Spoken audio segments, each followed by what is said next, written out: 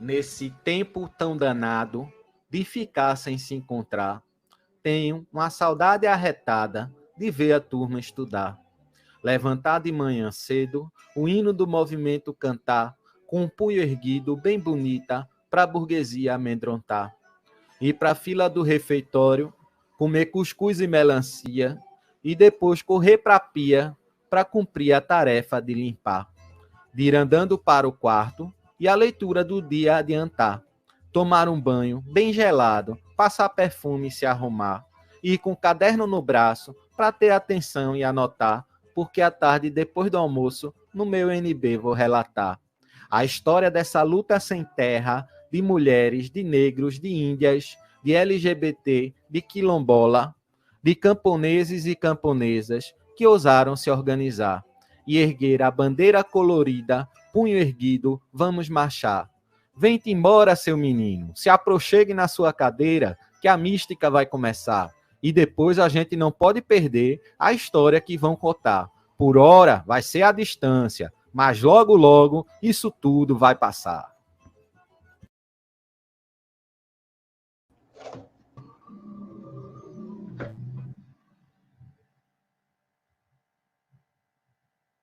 Boa noite a todas e a todos. Bem-vindos à nossa primeira aula inaugural do nosso curso Pinheiro Machado, Questão Agrária e Agroecologia.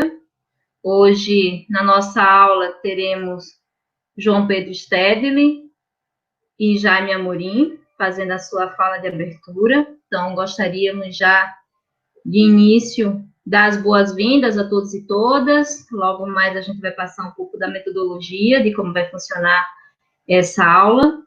Mas gostaríamos de começar com Jaime.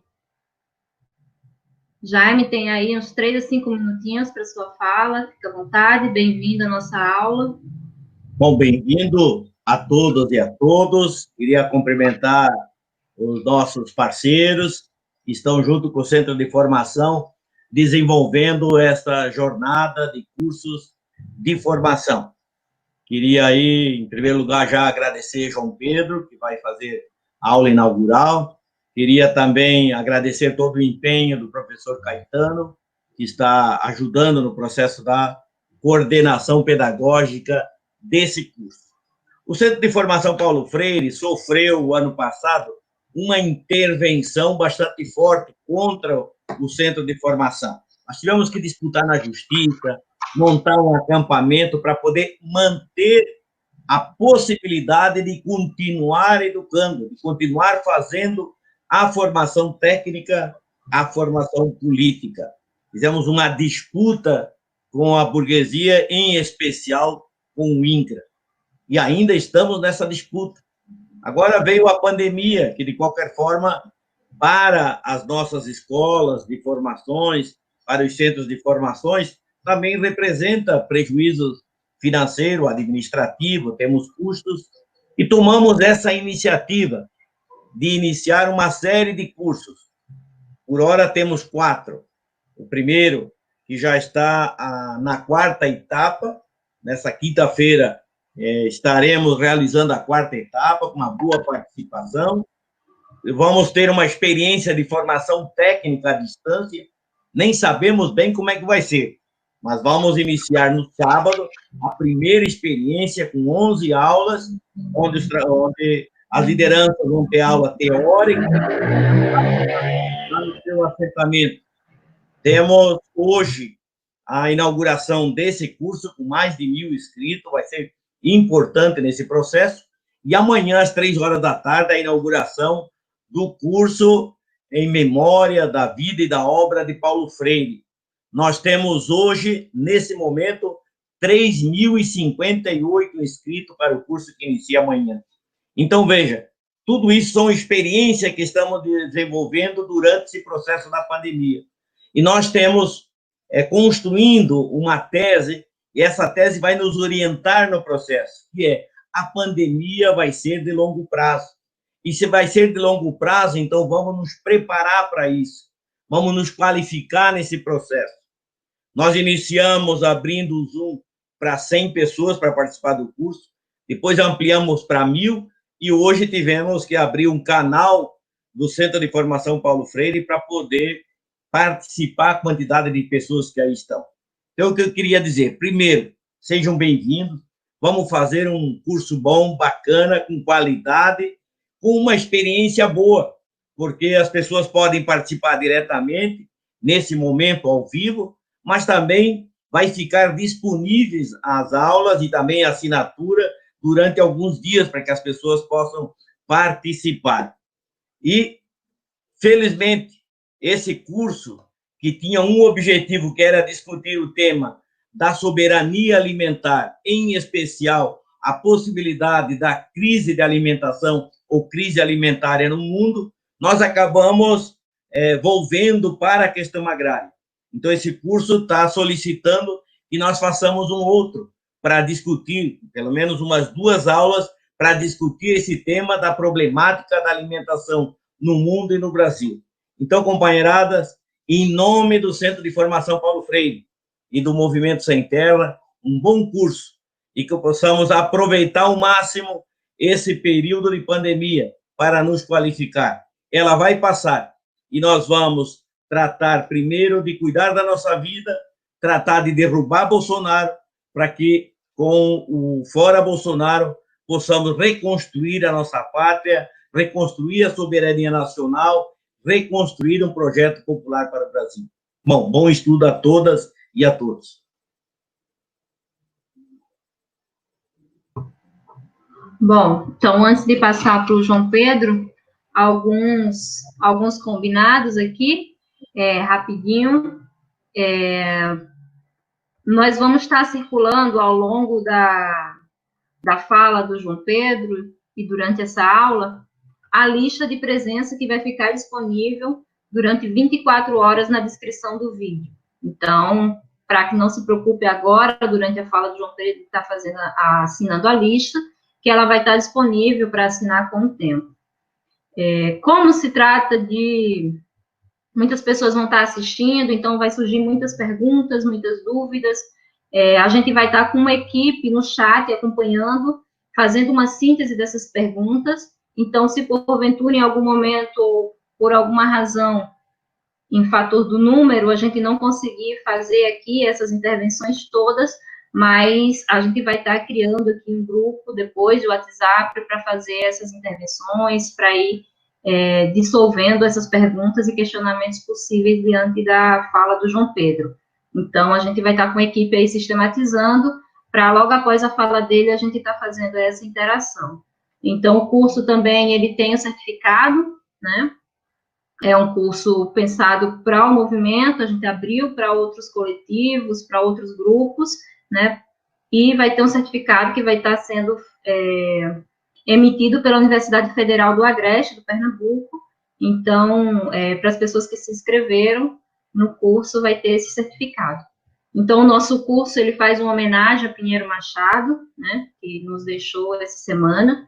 Então, o curso chama Questão Agrária e Agroecologia, e a gente vai estar, né, a partir de agora, então, passando a palavra para João Pedro, terá 1 hora para sua exposição, e logo após começaremos, então, com essa síntese das perguntas que for tendo no chat, tá? Então, a gente não vai abrir em função do número e desse e-mail, mas a gente vai estar sistematizando e organizando as perguntas no chat logo após a fala do João Pedro, tá bem? Bem-vindo, João Pedro, obrigada, e está com você.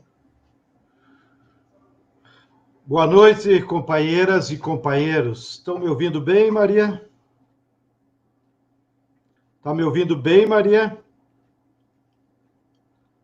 Paulo, professor Caetano, está me ouvindo bem?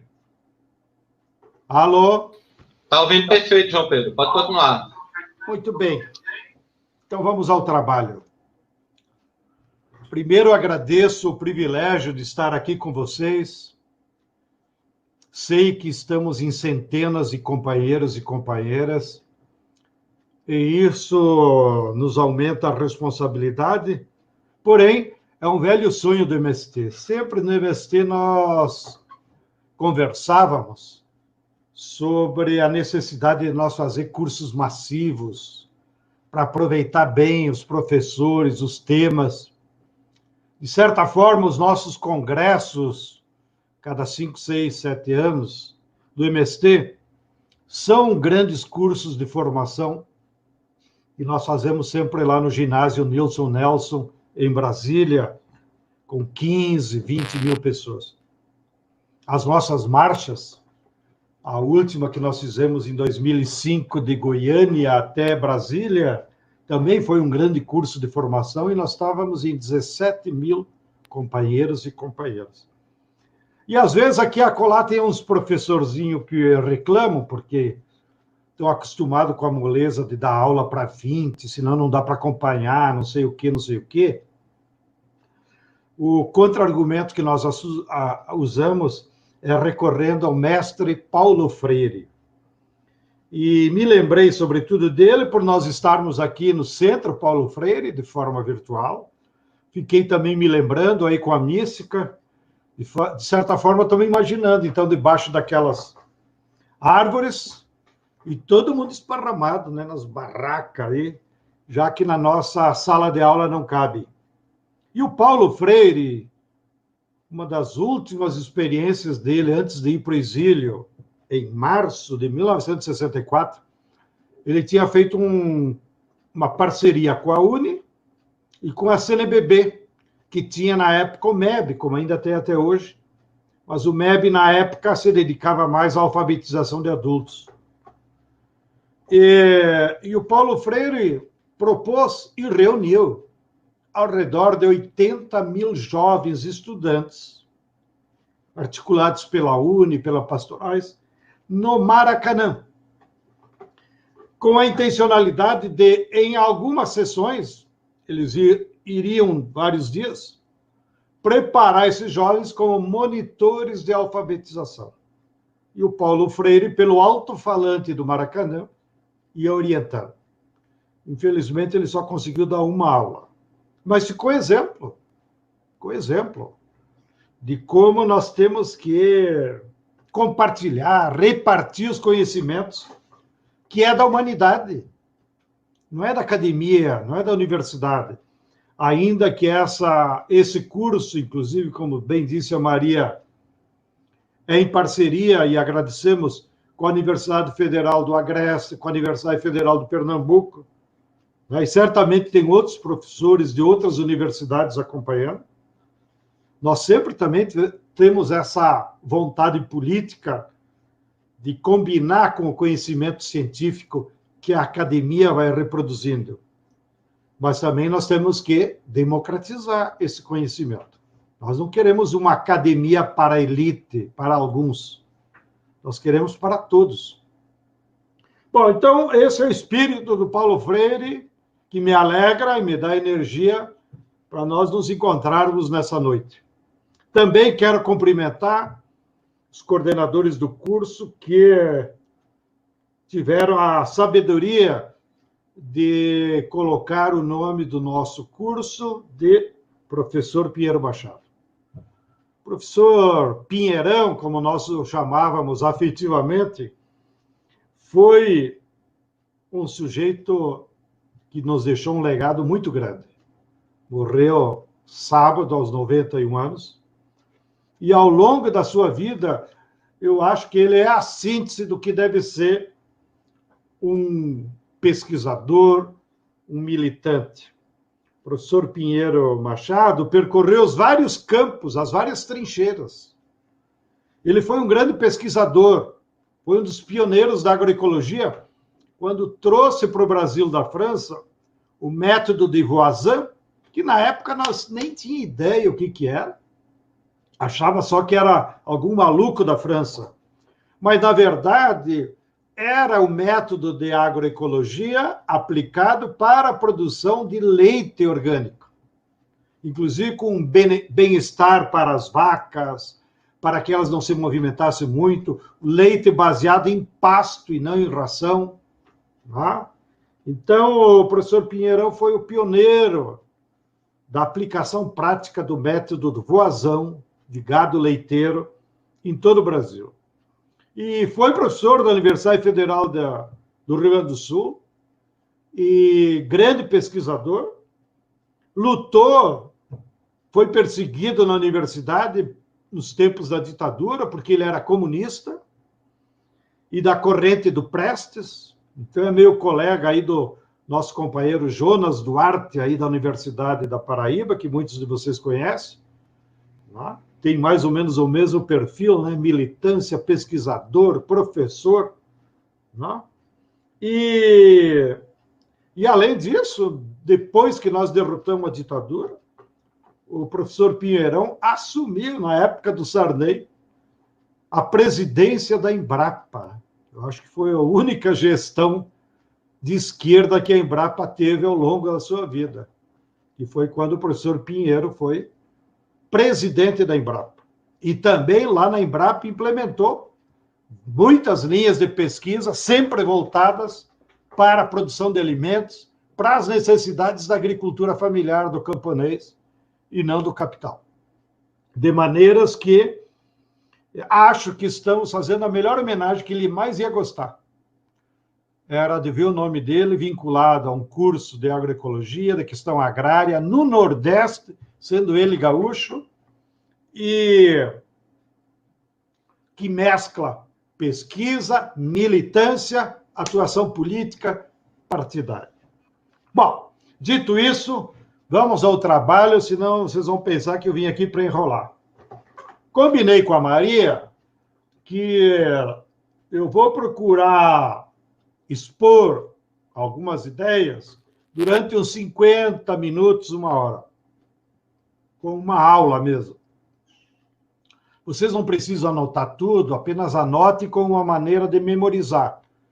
Porque faz parte dessa aula também uma cartilha que nós já organizamos na Escola Nacional Florestan Fernandes. Então, depois o Paulo Mansan pode compartilhar com vocês a cartilha, né, o PDF, que vocês podem ler os textos. É uma cartilha de umas 130, 150 páginas. Então, vocês terão tempo agora com a quarentena também para ler, estudar, revisar. De maneiras que o meu papel aqui é fazer de uma forma bem sintética, bem telegráfica, um recorrido introduzindo ao curso. Porque ao longo das outras aulas, vocês então vão poder se aprofundar mais em alguns temas específicos, conforme vocês viram no programa. E me alegro aí com a sugestão do Jaime, de quem sabe, com um quórum tão qualificado, de quantos companheiros e companheiras que se inscreveram, quem sabe nós poderíamos transformar esse curso quase permanente, né? E incluindo outros temas que vocês, à medida que vão avançando no estudo, sintam necessidade. Tá? Então, fica aí a sugestão, porque é um curso barato, né? É só contatar o professor, marcar a hora e ir lá. Então, nessa primeira aula inaugural, como chamaram, com certa pomposidade, eu queria compartilhar com vocês uma introdução bem genérica do tema, para que seja, digamos, o contexto geral, aonde depois vocês vão botando as caixinhas, os temas, os conhecimentos, que interessa mais especificamente na formação de vocês. Bom, primeiro, então, vamos ao conceito. Questão agrária. Se vocês fizessem uma pesquisa, mesmo entre vocês, ou entre outros estudantes da universidade, e pior ainda, se nós fizéssemos uma pesquisa na rua, o que você acha que é questão agrária? Virão dezenas de respostas diferentes. E por que isso acontece? Em geral, no senso comum, pela divulgação da imprensa, a palavra, o verbete questão agrária soa como conflito agrário, né? Soa como problemas do campo, ou os mais generosos vão dizer que é esse tema aí do sem terra da reforma agrária, confundindo questão agrária com reforma agrária. Não? Mas isso não é problema do povo brasileiro, do senso comum. Isso faz parte das deficiências teóricas da academia brasileira. Vira e mexe, eu vejo um dos que se acham mais sabido da questão agrária, porque ele é um intelectual orgânico do agronegócio, o Chico Graziano, que tem doutorado em questão agrária pela Unesp de Araras, e ele, certa feita, escreveu um artigo no Estadão dizendo: no Brasil não tem mais questão agrária. Por quê? O capital já tomou conta da agricultura, portanto, aumentou a produtividade, aumentou a produção e resolveu os problemas da agricultura brasileira. Portanto, diz ele, não há mais questão agrária no Brasil. Ora, santa ignorância. Mas santa ignorância dito por um cara que já foi presidente do INCRA, que foi secretário particular do Fernando Henrique durante 10, 15 anos, tá? Professor universitário com doutorado. Então, note, o que eu atribuo a essa ignorância? Leia-se. Ignorância, em grego, quer dizer aquele que não sabe. E é não, nós, conhecimento. Então, ignorante é você não saber. Então, não é ofensivo. Tá? É você não saber. Por exemplo, eu sou ignorante, eu, João Pedro, sou ignorante do folclore pernambucano. Não sei, não conheço. Vejo lá, gosto, mas não sei explicar. Não sei a origem, não sei as características. Então, eu sou ignorante sobre o folclore popular do Pernambuco. Porque também, no senso comum, às vezes as pessoas usam a expressão ignorante para ofender, ou para chamar de burro. Né? Burro é aquele que só erra, que é outra coisa. Né? Bom, então, existe muito desconhecimento, para ser uma palavra mais generosa, sobre a questão agrária, por responsabilidade, na minha opinião, das elites brasileiras que nunca quiseram esclarecer esse tema, ou seja, da classe dominante, da burguesia brasileira, e em especial a burguesia agrária, e também por conta do atraso da universidade brasileira. Estando nós aqui num curso em parceria com a universidade, nós precisamos dizer isso. Porque a universidade brasileira é muito recente, imaginem. O Lula vive, inclusive, comentando essa comparação. As primeiras universidades no mundo da América Latina, mesmo em colônias espanholas, tipo a Universidade de Quito, foi em 1540. A Universidade da UNAM, onde há algum tempo da minha vida eu pude estudar, é de 1546. Tá? A Universidade de Córdoba, na Argentina, é de 1760. E a primeira universidade do Brasil é de 1903, ou seja, praticamente 100 anos. E a primeira universidade pública foi instalada pelo Vargas em 1930, quando transformou a Universidade do Rio de Janeiro numa universidade nacional, tá? E os paulistas organizaram a USP. Bom, mas além de ser muito recente, essa universidade nunca se dedicou a estudar os problemas brasileiros. Ela sempre se dedicou a resolver os problemas da classe dominante, né? Preparar quadros que a classe dominante precisava. Então, não precisava preparar médicos da família, não precisava preparar professores aos milhares, né? Não precisava preparar agrônomo aos milhares. As faculdades de agronomia que se fundaram naquela época se conta na mão. Né? Pelotas, Recôncavo Baiano, aí, que é uma das primeiras, em Cruz das Almas, só para citar. Né? Mas não mais que 6, 7 universidades tinham faculdade de agronomia, sendo um país baseado na agricultura, em toda a sua história. Não? Bom, Então, essa explica por que no senso comum o conceito de questão agrária é uma confusão. Felizmente, no bojo da via campesina, nacional e internacional, portanto, de 15 anos para cá, é muito recente, e em parceria com pesquisadores, intelectuais orgânicos, que atuam nas universidades, para dar 2 exemplos, imagino que muitos de vocês conhecem aí da universidade, professor Caetano, que está nos acompanhando, professor Jonas, são o típico do intelectual orgânico da classe trabalhadora, dos camponeses. Eles são professores universitários, se dedicam à pesquisa científica, porém têm um compromisso com a classe. Isso é o intelectual orgânico. Bom, então, com a conjugação desses intelectuais orgânicos, universidade, movimentos da via campesina, nós construímos coletivamente, e eu só coloquei nos livros depois, um conceito geral da questão agrária. E esse conceito geral, que logo iremos, ele já está sacramentado, digamos agora, para a academia e para a ciência, quando ele foi incorporado no Dicionário de Educação do Campo, que nós editamos com a Fiocruz. E vocês sabem, a Fiocruz, que tem também uma subsede em Recife, a Fiocruz é uma instituição de pesquisa e de ciência, então ela é muito criteriosa nos fundamentos, né? E naquilo que ela assina embaixo. Criteriosa nos medicamentos, nas vacinas, nas recomendações de saúde pública, mas também na produção teórica que sai lá da Fiocruz.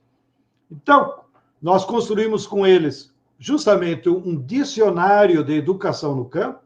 O dicionário está disponível na página da Fiocruz, vocês podem acessar lá pelo PDF, mas sei que muitos de vocês certamente já compraram ele impresso. Que dicionário é bom, a gente tem em casa impresso, né? Qualquer coisa vai lá e pesquisa, ainda que a tal da internet facilitou muito, que tu entra no Google, né? Mas, para quem não quiser tê-lo impresso, o dicionário está disponível na página da Fiocruz. E acho que deve estar disponível também na página da Expressão Popular. Então, esse conceito que eu vou descrever agora, e outros que estão lá, já foram incorporados, digamos, na leitura científica da Academia Brasileira. E o que é, então, questão agrária? A questão agrária não tem nada a ver com conflito ou com reforma agrária. A questão agrária é uma área do conhecimento científico, portanto, uma disciplina, como se fosse a matemática, a geografia, a história, a filosofia. Então, a questão agrária é uma disciplina parecida com essa, que aglutina ferramentas para explicar dois fenômenos na realidade social.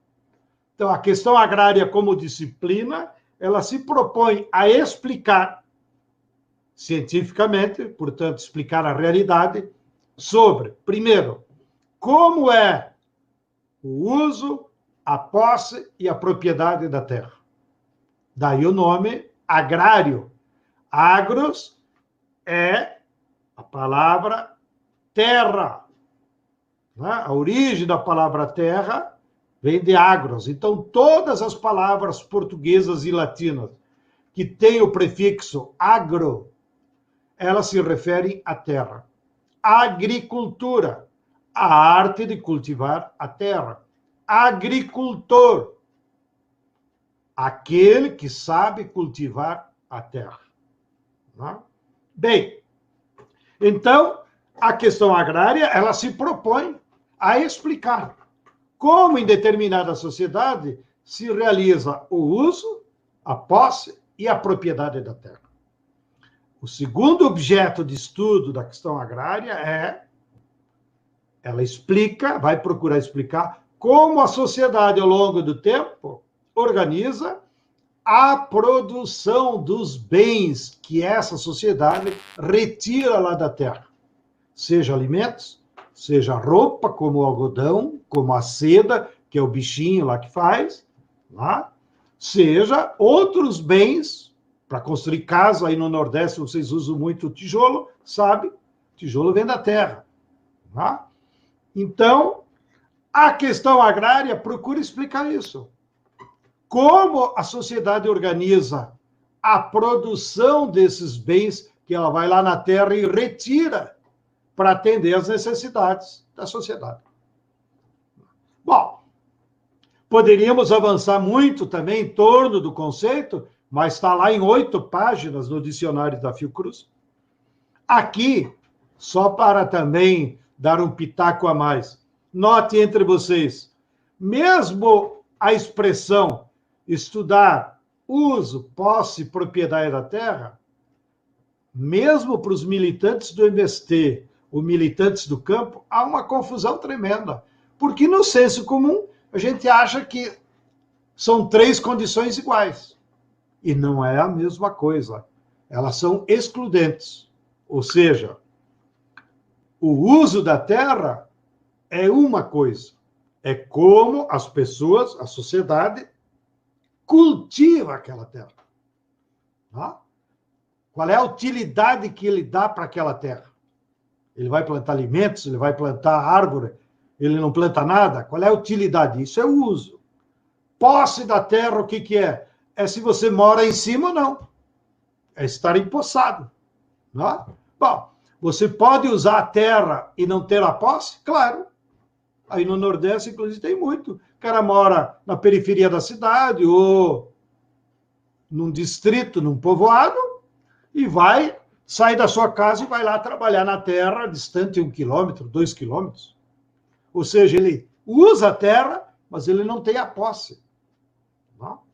Assim como ele pode ter posse, morar em cima da terra, e não trabalha na terra. Ah, ele tem uma contratado da prefeitura, ou ele é motorista, ou faz qualquer coisa na vida, menos trabalhar na terra.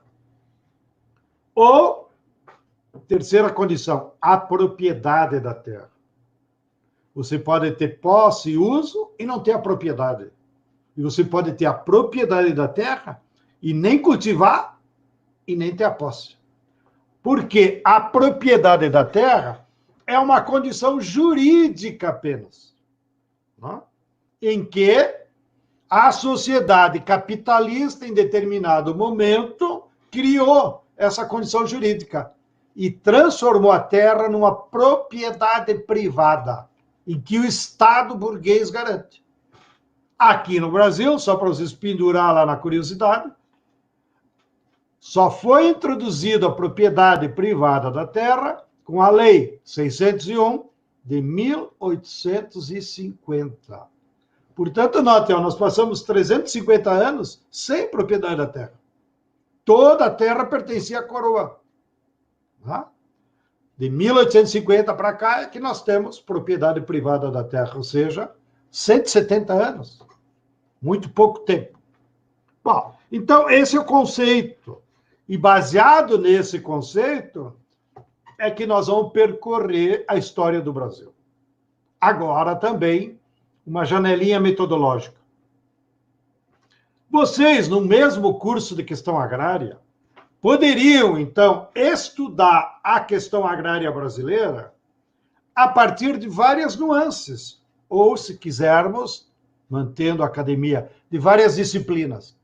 Por exemplo, nós poderíamos estudar a questão agrária só do ponto de vista antropológico, ou seja, como é que a população vive, onde é que ela mora, quais são os seus hábitos de culinária, qual é a sua cultura, como é que são as suas regras sociais, quem casa, quando casa, se pode casar, como é que faz o casamento. Tudo isso é antropologia que estuda. Nós poderíamos fazer o estudo do ponto de vista histórico. Então, analisar como é que houve as lutas sociais, como é que o povo reagiu, etc. Nós poderíamos fazer um estudo do ponto de vista só geográfico, que é como a população foi ocupando o território. E qual é o destino que ia dando ao território do que é hoje esse imenso Brasil. Bem, então Bom, nós podemos estudar a questão agrária de várias nuances. Podemos fazer um estudo só da luta política, então, a luta de classes no campo. Como é que ela acontecia? Que classes existiram e como elas se confrontaram? Porém, aqui, e pelo que eu vi do programa, nós vamos fazer um olhar e um percorrido do ponto de vista da economia política. Isso não significa que seja nem mais importante da antropologia, da história, da política. É apenas uma forma de ver a questão agrária. Tá? E, claro, essa forma de ver a partir da economia política tem, então, também o fato da minha formação pessoal. Tá? E também porque nós achamos que a economia política ela ajuda a militância a se motivar a estudar depois os outros aspectos da questão agrária. E lá na economia política, nós poderíamos dizer que aquelas duas explicações que a questão agrária precisa dar, de uso, posse e propriedade da terra, e como organiza a produção, essas duas situações que vão mudando ao longo da história, em nenhuma sociedade ela é estática, isso é muito dinâmico, as mudanças que vão acontecendo na forma de usar, de cultivar, da propriedade e da produção, essas formas dinâmicas e mutáveis, elas são determinadas pelo modo de produção predominante na sociedade. Ou seja, a questão agrária, ela não tem autonomia de per si. Ela é dependente de como a sociedade adota que modelo econômico ou que modo de produção da produção ela adotou. Então, isso é uma observação metodológica, para vocês terem presente. Nós vamos estudar sobre a ótica da economia política, e na economia política, a economia política parte do modo de produção, das suas nuances, e a partir disso, analisa que influência tem naquelas duas condições, posse, uso, propriedade da terra e na produção dos bens agrícolas. Então, agora, já que o relógio não para e eu tenho que ser rápido, vamos dar uma olhada para a situação no Brasil. Uma introdução telegráfica para motivá-los a vocês estudarem depois com mais apego. Então, também nós poderíamos, mesmo na economia política, adotar diversos períodos para a história do Brasil, na economia. Pela experiência no MST, por essas obrigações dos nossos cursos, na escola aí Paulo Freire, na Escola Nacional Florestan Fernandes e em outras escolas que nós temos, nós acabamos construindo uma periodização, que, ao meu juízo, é a melhor do ponto de vista da economia política. Então, vamos a ele. Primeiro período da história da questão agrária brasileira. É no período desde quando chegaram os primeiros habitantes, que vocês sabem, vieram lá da Ásia, cruzaram num belo inverno o Estreito de Bering caminhando, e aí foram ocupando o nosso território das Américas, do que hoje se chama América. Na época eles não sabiam qual era o nome. Né? Esse nosso território foi sendo ocupado por esse povo que habitou, então, o território desde 50 mil anos atrás. Essa é a explicação que a antropologia dá. Eles dizem, pela pesquisa que tem de cerâmica de cavernas, que os primeiros seres humanos que vieram da Ásia aqui para o nosso continente, e o nosso continente americano foi um dos últimos a serem ocupados, junto lá com a região leste da Rússia, foi também um dos últimos por causa do frio. Então, durante esses 50 mil anos, o modo de produção predominante dessa população, a forma como eles organizavam, era o comunismo primitivo. E no comunismo primitivo, como diz o nome, tudo é em comum. Daí veio o nome, porque a forma de organizar a produção e os bens era em comum. Então, como é que era a questão agrária no comunismo primitivo? Bem, o uso da terra era em comum, todo mundo vai para a lavoura, né? A posse era comum, todo mundo mora em cima, numa aldeia, numa tribo, e, inclusive, a posse era temporária, porque aquelas populações adotaram o sistema de nômade. Nômade não que saiu a moda Miguelão aí, cada dia num lugar do mundo. Não, eles tinham uma lógica. Por exemplo, eles ficavam 5 anos num território, exploravam a natureza, interagiam com o extrativismo. Quando esgotavam os bens que eles precisavam, eles mudavam. Digamos, 10 quilômetros mais adiante, ficavam mais 5 anos. Depois mudavam de novo, de maneiras que os antropólogos nos dizem que esse nomadismo era em círculo. E, digamos, daqui a 50 anos, eles voltavam para o primeiro lugar, onde aí a natureza já tinha se regenerado, a pesca tinha voltado, os animais voltados. Então, não eram nômades feito louco, eram nômades dentro do mesmo território. Então, quando os europeus chegaram aqui em 1500, encontraram essa situação. E, segundo o Darcy Ribeiro, eles encontraram aqui aproximadamente 5 milhões de pessoas moravam no Brasil, no que é hoje o território brasileiro, porque na época se chamava de Pindorama, pelos tupi-guaranis. Então, o primeiro nome do nosso território, se chegasse aqui um extraterrestre e perguntasse para os tupi-guarani, tu mora onde? Ele ia responder em Pindorama, né? Que em tupi-guarani é sinônimo de terra das palmeiras, porque no litoral sempre teve muitas palmeiras. Bem, o que aconteceu de 1850 a 1850? 1500 a 1850. Seria o segundo período da nossa história. Chegaram aqui os portugueses. É o que conta a história, que descobriram, ficaram extasiados. Mentira. O continente americano era conhecido dos europeus desde as primeiras incursões dos vikings que chegaram no Canadá e no norte dos Estados Unidos, hoje Halifax, no século X. Portanto, eles já sabiam que existia o nosso território há 500 anos. Então, por que só chegaram aqui em 1500? Porque foi uma necessidade de expansão do capitalismo mercantil. Na Europa, desde o século XIII, 1250 tal, emergiu um modo de produção mais progressista do que o feudalismo, que criou o mercado, a mercadoria, a ideia de lucro, e criou o comerciante, uma nova classe social, a burguesia comercial. Bom, esses sujeitos precisavam de mercadorias. Até então, eles iam buscar as mercadorias por terra ou por mar, lá na Índia, na China, no sul da África.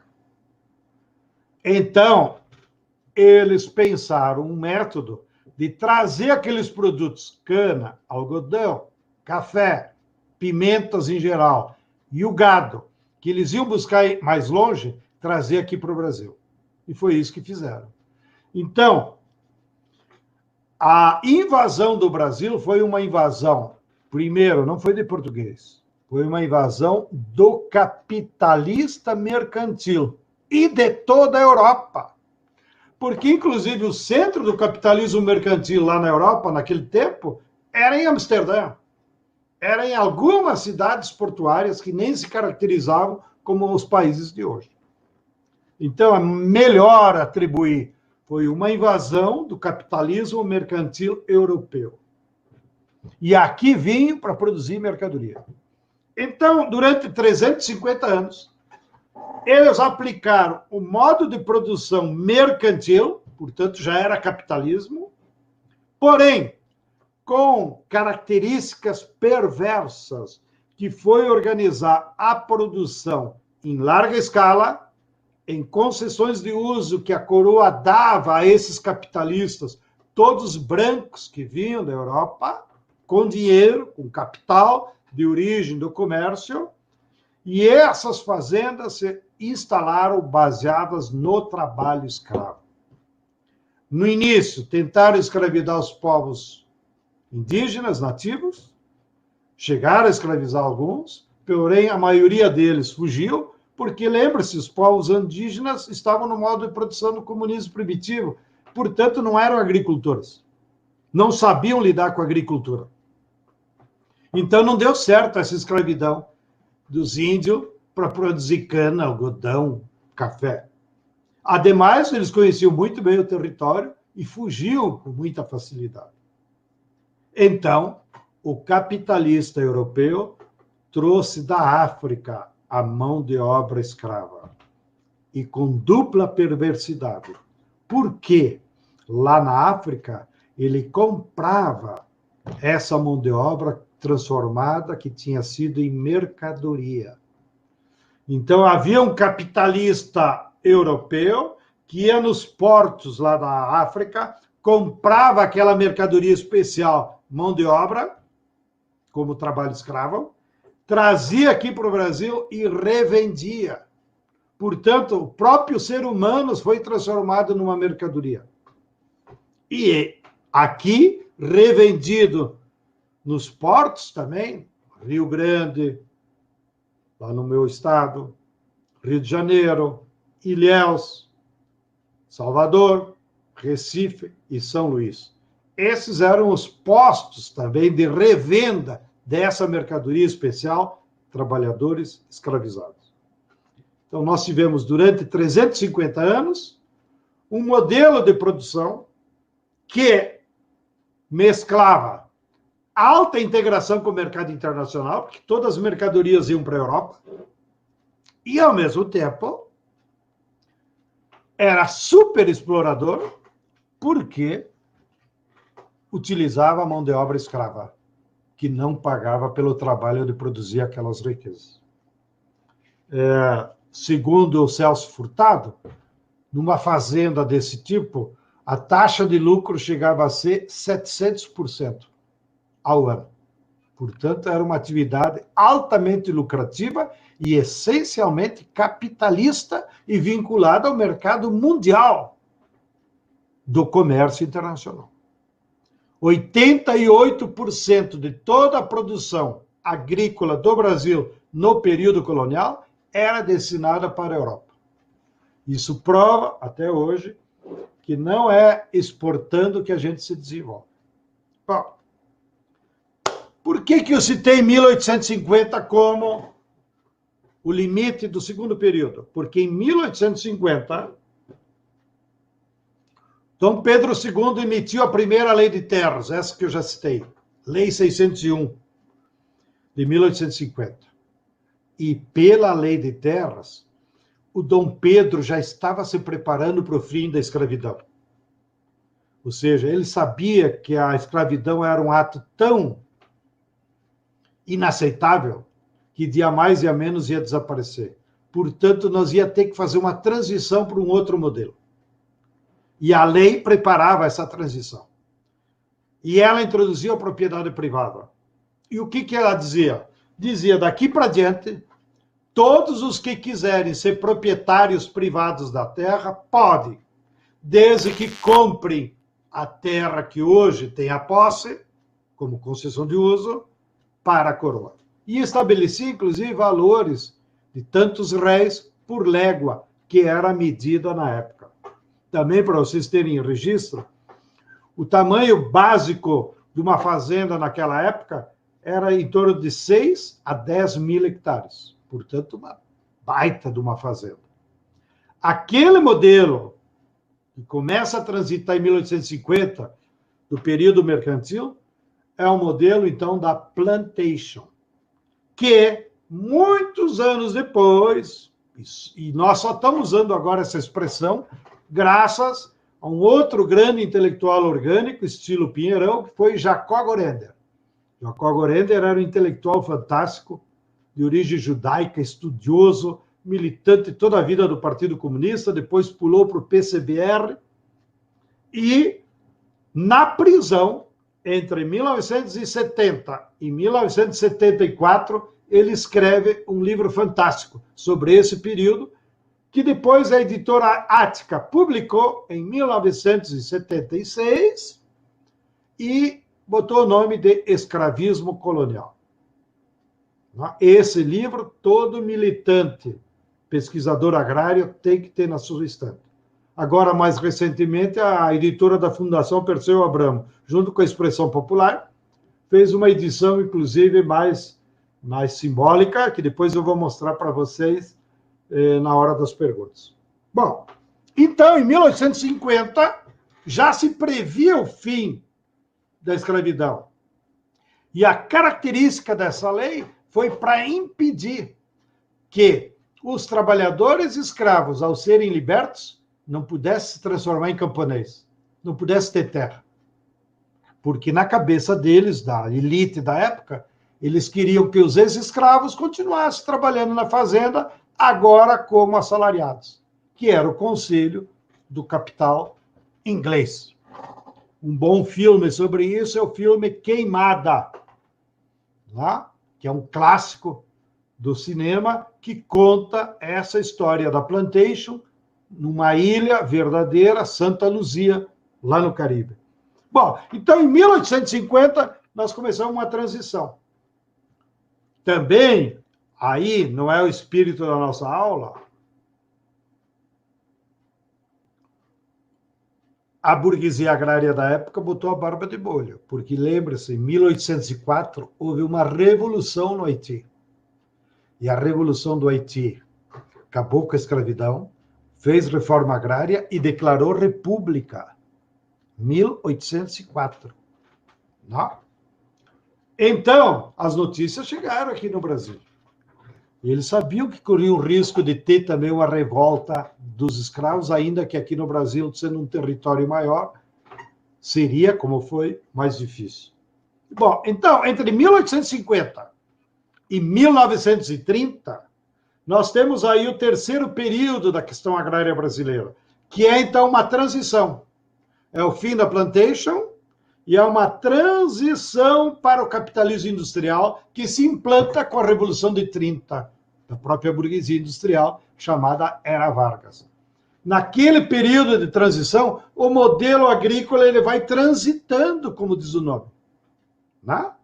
O trabalho escravo não morreu de uma hora para outra, por lei foi até 1888, e depois continuou, algumas fazendas tinham trabalho escravo até muito recentemente.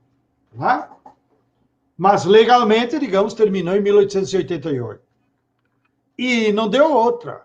Por conta da lei de terras, todos os ex-trabalhadores escravos migraram para a cidade.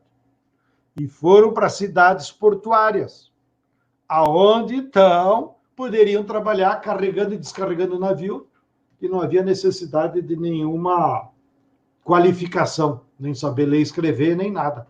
Carregar e descarregar saco de café, de açúcar, etc. e tal. Porém, anotem aí, essa mesma lei de terras tão perversa que excluiu a população, é ela também a responsável pelo nascimento das favelas e das palafitas nessas cidades portuárias, para onde migraram os ex-trabalhadores escravos. Porque chegando lá em Santos, lá no Rio, lá em Ilhéus, lá em São Mateus, no Espírito Santo, ou aí no Recife, ou lá em São Luís, os trabalhadores sabiam construir as suas casas, eles tinham feito isso lá na roça. Porém, quando eles iam construir a casinha deles, num lugar mais ou menos, chegava o português e dizia, essa terra aqui é minha, eu tenho a propriedade privada. Então, aonde que sobrou para os trabalhadores ex-escravos construir as suas casas? Naqueles encostas de morro, onde nenhum português queria botar casa, né? Ou melhor do que português, nenhum capitalista, que a essa altura já eram brasileiros, né? Ou nos mangue. Daí surgiu as palafitas, que tem até hoje aí no Recife, que dói o coração cada vez que a gente passa perto. Né? Mesmo no governo Lula, tentamos modernizar algumas daqueles bairros, como foi a Brasília, mas foi impossível erradicar as favelas, as palafitas que ainda existem, né, em todas as grandes cidades do litoral brasileiro. Qual é a origem disso? A Lei de Terras de 1850, porque impediu os trabalhadores negros a terem um espaço digno aonde colocar sua casinha. Né? Assim nasceu a favela e a palafita. Bom, também, como os trabalhadores escravos migraram todos para a cidade, começou a faltar mão de obra e era previsto. De novo veio a sabedoria para a burguesia de Dom Pedro II, que era casado com uma mulher da Áustria. A mulher dele era austríaca, princesa lá do Império Austro-Húngaro. E ele ia muito para a Europa. Então, ele fez campanha na Europa para atrair camponeses pobres, mortos de fome, para virem ao Brasil trabalhar. E entre 1875, a migração de camponeses pobres já começou um pouquinho antes do fim da escravidão. Meio que ele esperou, né? Vamos ver se a coisa pega, daí a gente liberta. Então, a migração de camponeses pobres começou em 1875 e foi até a Primeira Guerra, 1914. Nesse período de 30 anos, 1875 a 14, 3 milhões e 600 mil camponeses vieram da Europa. Itália, Espanha, França, Suíça, Polônia, Ucrânia, Portugal, para o Brasil. Segundo Darcy Ribeiro, depois vou mostrar o livro para vocês, quando acabou a escravidão em 1888, havia ainda em torno de 3 milhões e 500 mil trabalhadores escravos. De certa maneira, então, os camponeses que vieram foram na exata medida para substituir o trabalho escravo. Bom, e aí se formou, então, também nessa transição, numa nova classe social, que é o campesinato, que aqui nós não temos tempo para aprofundar. Bem, vamos então para o quarto período, 1930 a 1990. Esses 60 anos foram os anos de implantação do capitalismo industrial. Tardiamente, porque lembre-se, lá na Europa, a Revolução Industrial foi em 1750. Então, aqui no Brasil, chegou 150 anos atrasado. Porém, de novo, assim como no capitalismo mercantil, o capitalismo industrial chegou aqui no Brasil pela mão do europeu. Eram fábricas europeias que se transferiram para o Brasil com suas máquinas velhas. Porque eles precisavam expandir as suas fábricas. E esse movimento do capital industrial ir para outro país é o que o Lenin, o Bukharin russo, o Wilferding classificaram na economia política como o imperialismo. Então, naqueles 60 anos, o Brasil agora foi vítima da transferência de um capitalismo industrial na forma do imperialismo, ou seja, o capital estrangeiro trouxe para cá. Aqui não surgiram fábricas a partir dos artesãos ou da acumulação primitiva. Aqui, nós saímos do cavalo, que era essa a principal meio de transporte que tínhamos, até 1950, para a instalação da fábrica da Volkswagen em 1950, com 30 mil operários lá no ABC. Note a mudança do cavalo para o automóvel Volkswagen. Em 3 anos, fizemos esse salto histórico. Por quê? Porque chegou aqui o capital alemão, né? Que, para fugir, inclusive, do desastre da guerra, implantaram suas fábricas aqui. E qual foi a mudança que isso trouxe para a questão agrária? A mudança que trouxe é que, lá em 1850, com a Lei de Terras, aquela plantation, que era baseada na concessão de terras em grandes extensões, ela se transforma em latifúndio. Então, a Lei de Terras também, como nós dizemos na nossa tradição cristã, ela é o batistério do latifúndio. Foi aí que nasce a grande propriedade.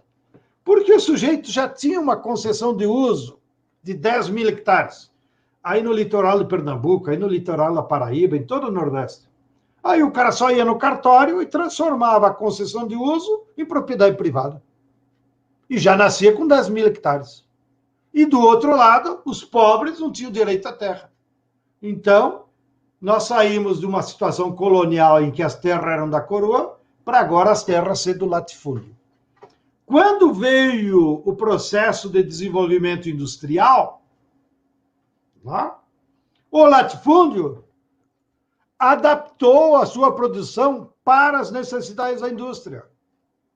E o que aconteceu? Eles continuaram exportando açúcar, café, algodão, cacau, couro da pecuária, carne. E, evidentemente, incluíram depois, na década de 70, a soja, a laranja. Mas a grande propriedade, que se chama latifúndio, passou a exportar matérias-primas para poder auferir dólar, libra esterlina. E esses ingressos do exterior eram utilizados para pagar as importações das máquinas, que as mesmas empresas estrangeiras colocavam na contabilidade nacional como dívida externa. Então, o governo estimulava a exportação de café, de cacau, de cana, de açúcar, tal, para poder pegar as libras, os euros, na época não tinha euro, o dólar, e pagava a importação das máquinas para implantação na indústria. Bom, e esse modelo ainda incorporou, então, o campesinato.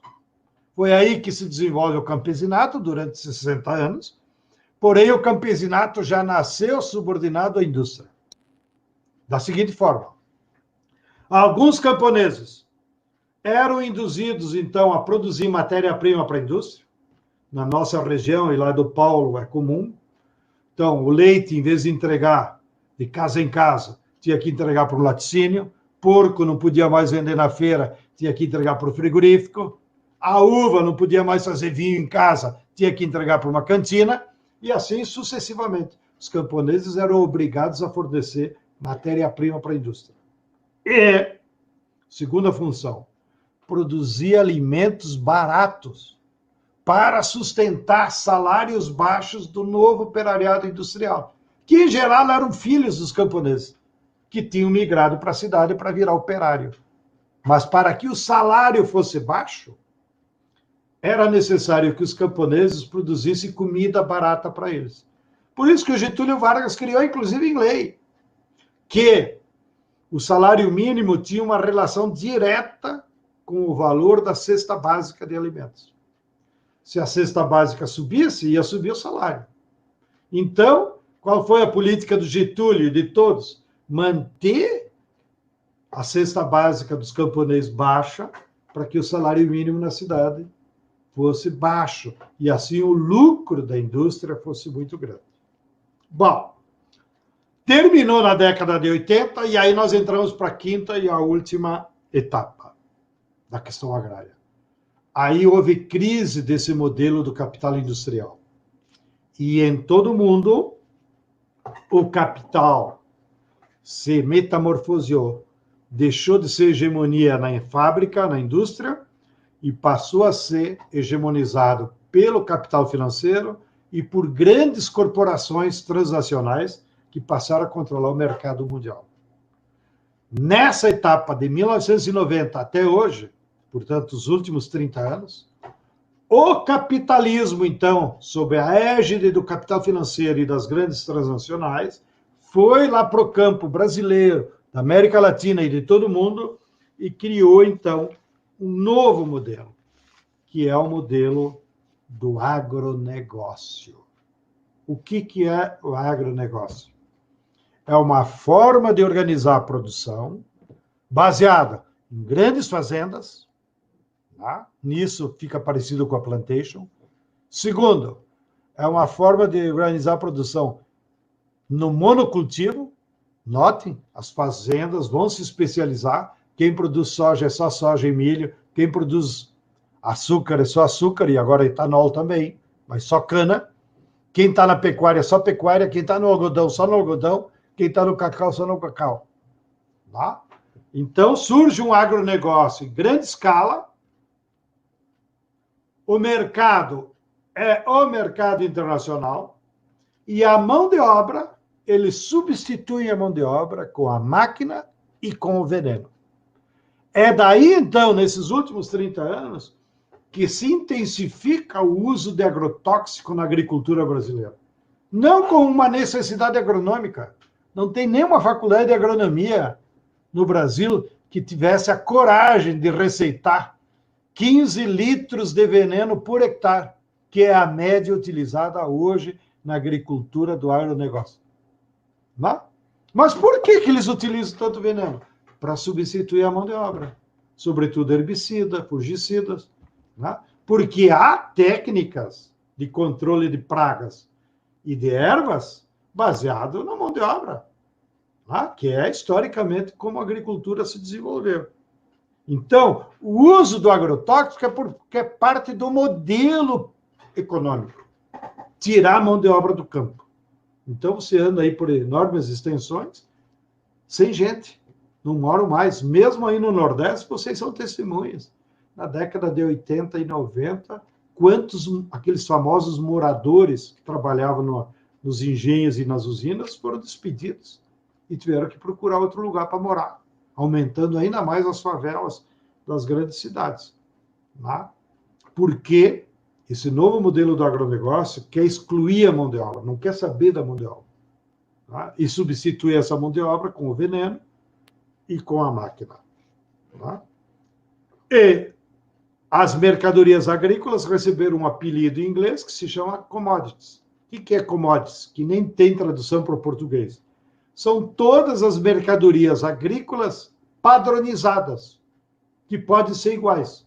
Então, soja é commodity por quê? Porque todo grão de soja é igual. Na China, no México, na França, aqui no Brasil. Então, o sujeito, quando vai comprar uma tonelada de soja, ele sabe, é aquilo.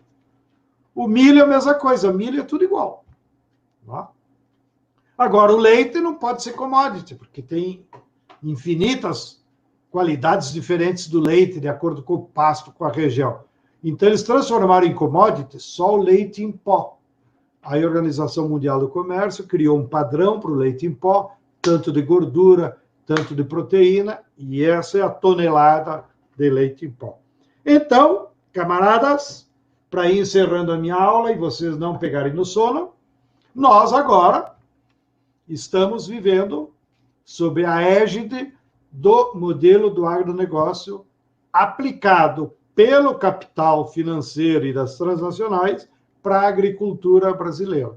E como é também um modelo que nós estamos vivenciando e mais recente, é mais fácil vocês entenderem e não pesquisar tanto em livro, porque basta pegar o ônibus e andar aí pelo nosso interior que nós vamos se encontrar com eles. Bom, fico por aqui, então, camarada Maria, e de acordo com o combinado, depois veremos questões e tal, para nós irmos no máximo até às 8 da noite. Câmbio, camarada Maria. Muito bem, muito obrigada, João Pedro. Então, só alguns lembretes antes de algumas perguntas. Temos aqui 6 perguntinhas. Só lembrando que foi disponibilizada a lista de presença, está no chat.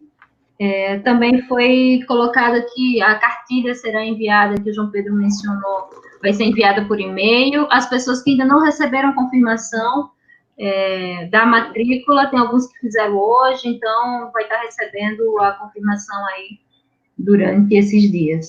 Já foi disponibilizado também o link para entrar no grupo do WhatsApp, então qualquer questão relacionada à confirmação de inscrição ou qualquer outra questão, pode ir colocando lá também, que aí a coordenação já vai olhando, já vai atendendo cada caso.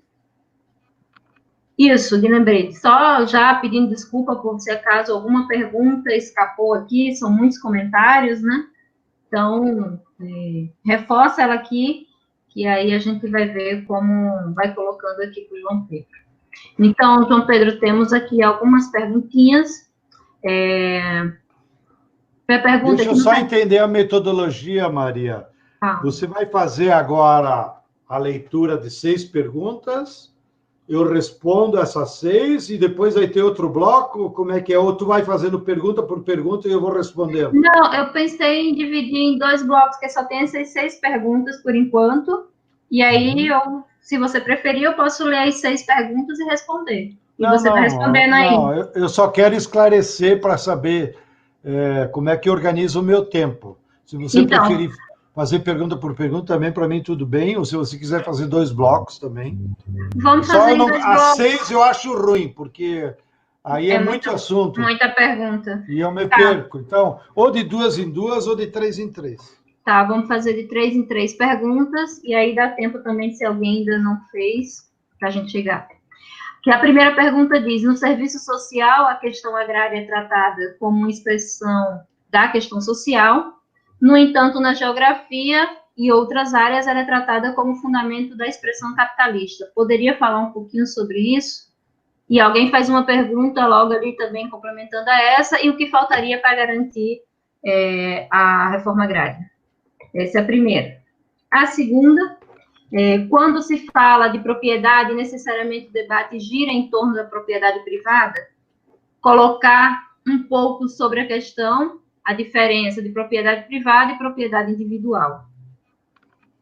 A terceira questão, como a questão agrária afeta a questão ambiental no campo da psicologia? Essa é a terceira pergunta. No campo da psicologia? Aham. Repete aí a pergunta. Como a questão agrária afeta a questão ambiental no campo da psicologia? Muito bem. Então, vou ver se eu respondo em 10, 15 minutos, né? Aí teríamos uma outra rodada, é isso? Isso, mais 3 perguntas. Muito bem. Primeiro, retomo o conceito de questão agrária. Note a companheira ou companheira que perguntou. A questão agrária é uma disciplina. Então, você pode analisá-la de diversas óticas. Porém, o fundamental é que ela, como disciplina, se propõe a explicar aquelas 2 condicionantes: uso, posse e propriedade da terra, e se propõe a explicar a organização da produção dos bens. Portanto, aplicar a explicação da questão agrária de como a sociedade foi organizando, ela perpassa, é anterior ao capitalismo e é posterior também. Então, por exemplo, citei aqui no caso brasileiro. No caso brasileiro, nós tivemos basicamente o comunismo primitivo, que organizou a vida no nosso território durante 50 mil anos, com 5 milhões de pessoas, portanto, não foi um negócio passageiro. Tá? Então, a questão agrária também pode explicar como é que aqueles povos organizavam o uso e posse da terra, no caso, não tinha propriedade da terra, e como eles organizavam a produção das suas necessidades. Bom, depois, em outras sociedades, nós tivemos o feudalismo, também tu pode explicar a questão agrária, como é que era no feudalismo. Nós tivemos o escravismo, tá? Nós tivemos o modo de produção asiático, que aqui nas Américas foi representado pela formação socioeconômica do Império Azteca, do Império Maia, do Império Inca, aqui mais vizinho, e nós, aqui do nosso território, tem teorias que defendem que os guaranis já estavam também no modo de produção asiático. Então, você pode aplicar a disciplina da questão agrária para explicar como é que era o uso, posse da terra no modo de produção asiático. Tá? Então, não é necessariamente uma questão capitalista. Mesmo no capitalismo, que é o que aconteceu no Brasil, nós tivemos 3 fases bem diferentes do capitalismo. No capitalismo mercantil, a questão agrária explica de uma forma. No capitalismo industrial, década de 30 a 80, foi outra forma de organizar a produção. E na atualidade, que é o modelo do agronegócio. Bem, sigo. As formas de propriedade, quando ela surge como propriedade, é uma propriedade privada. Ou seja, é uma condição jurídica que se criou, em que o Estado brasileiro, na época ainda controlado pela coroa, né, garantia um direito a que uma pessoa fosse proprietário de uma determinada extensão da natureza. Mas nota, quem é que deu esse direito? A lei da coroa. Tá? É só uma condição jurídica. Tá? Assim como, se você pegar no teu bolso uma nota de 50, se achar, está lá escrito, esse papel vale R$50. Por que todo mundo acredita? Porque está lá assinado pelo presidente do Banco Central e pelo presidente pelo ministro da Fazenda. Mas aquele papel só vira moeda por conta disso, por ser uma lei. Tá? É uma condição jurídica, senão ele não valeria nada. Aliás, se você queimar a nota de R$50, a sociedade não perde nada, porque ela é só uma condição jurídica. Bom, mas eu entendi que também está por trás da tua pergunta a amplitude dessa propriedade privada. A segunda amplitude dessa condição jurídica é que também, por lei, eles transformaram, então, um bem da natureza que está lá. Não foi obra do trabalho humano. A terra não é trabalho humano. Portanto, ela não tem valor. A terra está aí. Né? Assim como agora tem milhões de hectares na Amazônia que estão lá como terra pública. Qual é o valor delas? Nenhum. Porque a terra não é produzida pelo trabalho humano. Então, ela não tem valor. Mas, com a lei de terras, que vigora até hoje, que estabelece a propriedade privada, portanto, é com a lei de terras que nasce a cerca, daqui para cá é meu, transforma, então, essa terra em mercadoria. Eu posso comprar a coroa e depois posso vender para quem quiser. E com o passar do tempo, eu posso comprar do meu vizinho, se ele for à falência. Antes não podia. Antes, na concessão de uso, ele devolvia a terra quando ia à falência para a coroa. Agora não. Se um fazendeiro vai à falência, um usineiro aí vai à falência, provavelmente vai vender a terra. E vai vender a que preço? Vai vender, aí é a teoria do Marx. O Marx dizia, a terra não tem valor, mas ela tem preço quando ela se transforma em mercadoria. Portanto, a propriedade privada da terra introduz um preço para essa terra. E qual é o preço que o proprietário quer vender essa terra? O preço é medido pelo seu potencial de lucro ou de renda da terra. A partir da qual a possibilidade de lucro que ela pode dar, o sujeito bota o preço lá em cima.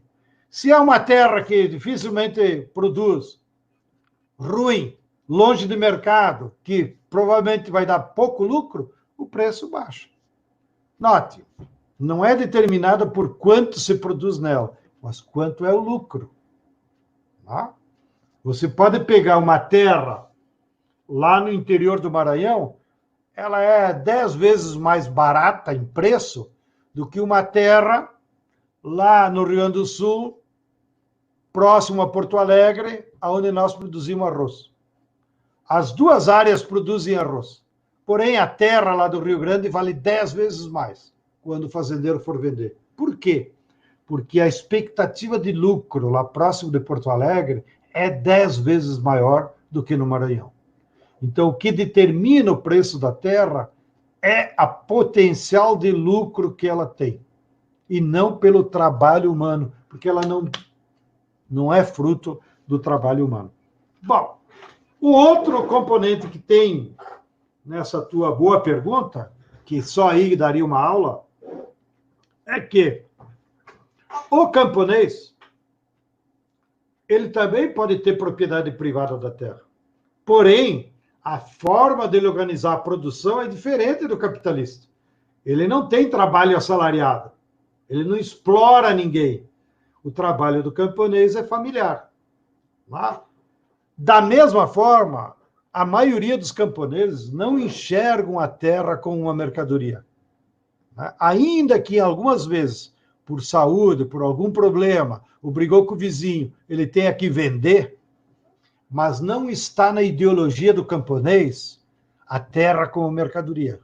Na ideologia do modo de produção camponês, mesmo no capitalismo, a terra tem um sentido muito mais de trabalho, de sobrevivência da sua família, e inclusive o sonho é deixar uma terra boa de herança para os filhos e para os netos.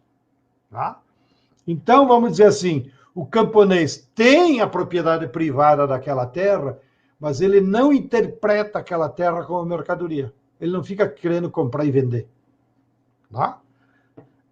Porém, ele tem a vontade sempre de ter o título da terra, porque numa sociedade capitalista, do jeito que nós estamos à mercê das nuances de governo, ter um título de terra dá uma segurança. Ah, isso aqui é meu e ninguém vai me tirar daqui. O que nós do MST temos feito no nosso trabalho educativo com os assentados, que conquistaram a terra com muito sacrifício, é que sim, ele tem direito a um título. Porém, nós defendemos uma forma de título que está também na Constituição brasileira, que é houve um melhoramento da legislação na Constituinte de 88, quando nós introduzimos o modelo de propriedade de concessão real de uso. O que é isso? O camponês recebe um título do INCRA e lá está escrito: esse título é concessão real de uso, ou seja, ele pode usar quanto ele quiser, ele pode deixar para os filhos, para os netos, mas ele não pode vender, porque o seu acesso à terra foi pela luta da reforma agrária. Então, por que você quer vender, se o objetivo da luta pela reforma agrária era o trabalho? No entanto, ele precisa ter um documento que lhe dê segurança, né?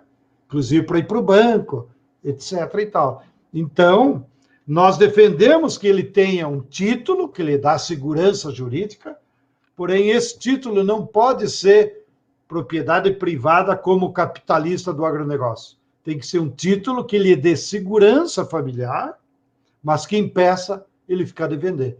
Porque se o cara faz uma ocupação, passa todo o sacrifício, na hora dele aproveitar com a família, ele quer vender, aí não tem sentido a luta pela reforma agrária.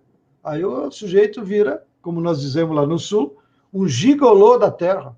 Ele só quer tirar proveito dessa terra.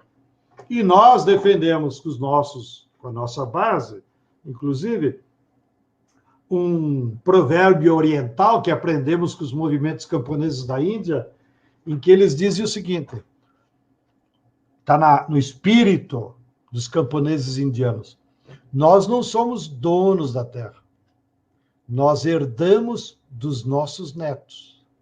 Ou seja, a visão que nós temos que ter é que eu tenho que cuidar dessa terra, eu vou plantar, eu vou cuidar, eu moro aqui, ela é minha, no sentido de ser zelador. Porém, essa terra pertence mesmo aos meus netos. Então, eu tenho que preservá-la, eu tenho que transferi-la no futuro, melhor do que eu recebi, para os meus netos. Esse é o espírito. O último tema que estava aí é o tema da reforma agrária. O que tem que ver a reforma agrária com a questão agrária? A reforma agrária, então vamos para os conceitos. A reforma agrária é uma política de Estado aplicada pelos governos para democratizar a propriedade da terra. Né? Por isso que ela surgiu com esse nome. Né? Não foi resultado da luta camponesa no passado. A reforma agrária nasceu como uma política de governo, do Estado, para distribuir melhor esse bem da natureza. E quando que ela surgiu? Surgiu como expressão da reforma agrária no final do século XIX, início do século XX, coincidindo com a ascensão ao poder político da burguesia industrial. Olha, a burguesia industrial, desde a Europa, Estados Unidos e aqui no Brasil, ganha dinheiro nas fábricas. E ela ganha dinheiro como? Explorando os operários que fazem as mercadorias e depois vendendo as mercadorias no mercado. Bom, aí essa burguesia industrial, né, lá na Europa, nos Estados Unidos, no Japão, olharam lá para a natureza, e lá na natureza, aquele monte de terra, dominado apenas por latifundiários, por grandes latifundiários. O capitalista industrial disse, porra, com essa realidade agrária aí, eu estou lascado, porque os camponeses são tudo sem terra, pagam renda da terra para o dono da terra, para o latifundiário, tem que dar dias de trabalho para eles, esses caras nunca vão ter dinheiro para consumir as minhas mercadorias. Então, a burguesia botou na cabeça, eu tenho que me aliar com o sem terra e transformar ele num produtor autônomo, porque ele vai produzir alimentos e bens para a cidade, para os meus operários, e com esse dinheiro ele vai comprar geladeira, sapato, móveis, bicicleta, moto, quem sabe até carro, da indústria. Então, notem o paradoxo aparente. Quem inventou a expressão reforma agrária foram governos da burguesia industrial. E os primeiros processos de reforma agrária que houve no mundo foi a burguesia industrial que fez, claro, numa aliança tácita com o campesinato. Para isso, logo em seguida vou mostrar, nós acabamos de publicar, se me derem um segundo,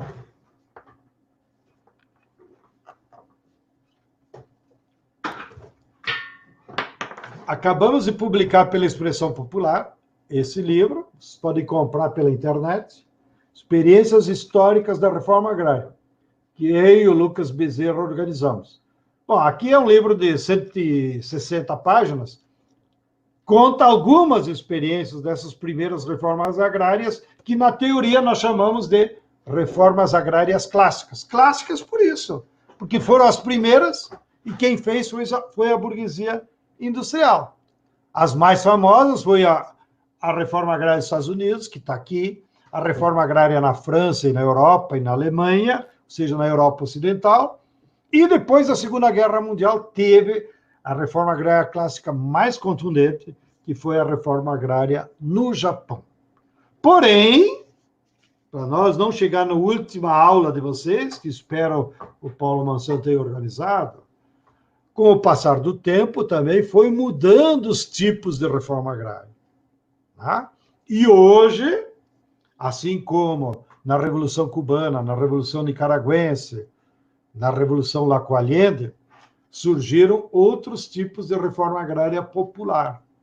Então, nós do MST, inclusive, adotamos o nome de reforma agrária popular, que não tem nada a ver com a reforma agrária clássica da burguesia industrial. Porém, notem também mais um paradoxo. O período que nós já chegamos mais próximo do Estado fazer uma reforma agrária no Brasil foi na época do João Goulart, quando Celso Furtado, aí da Paraíba, ele era um conhecedor muito grande do campesinato e da pobreza do Nordeste, ele organizou um programa de reforma agrária clássico, que foi o mais radical até agora, porque ele previa a desapropriação de todas as propriedades latifundiárias acima de 500 hectares. Vocês imaginem se isso tivesse acontecido? Todas as fazendas acima de 500 hectares estão desapropriadas para distribuir. E qual era o objetivo de uma reforma agrária tão radical, segundo Celso Furtado? Desenvolver a indústria nacional, porque esses camponeses iam produzir para a indústria e iam comprar geladeira, fogão, etc., da indústria. Bom, e agora, nós, como MST, adotamos, então, a reforma agrária popular. Mas quando o movimento nasceu lá na década de 80, nós ainda achávamos que era viável uma reforma agrária clássica, que depois se revelou inviável. Por quê? Vou repetir agora. Porque a reforma agrária clássica, quem defende é a burguesia industrial, junto com o campesinato. E aqui no Brasil, a burguesia industrial nunca quis fazer reforma agrária, nunca pensou no mercado interno, nunca pensou nos pobres. Ou como o Lula diz, em homenagem a ele como pernambucano, os pobres do Brasil nunca tiveram no orçamento da União. Nós poderíamos equiparar. Os pobres, os sem terra do Brasil, nunca tiveram no imaginário da burguesia industrial. Sempre foram tratados como excluídos. Bom, acho que eu respondi as questões. Devolvo para a dona Maria. Obrigada. Então, temos mais umas perguntinhas. Como se daria o custo-benefício em relação ao uso dos agrotóxicos versus a mão de obra, tanto em relação aos âmbitos econômicos quanto os sociais? Sendo a produção, a segunda pergunta, sendo a produção no campo crucial para o desenvolvimento de qualquer país, por que nunca houve reforma agrária de fato no Brasil? E a terceira pergunta, por ser da agricultura urbana de São Paulo, observo a migração de trabalhadores rurais na busca de trabalho. Há uma proposta do MST em absorver esses trabalhadores para produzir alimentos nessas terras improdutivas?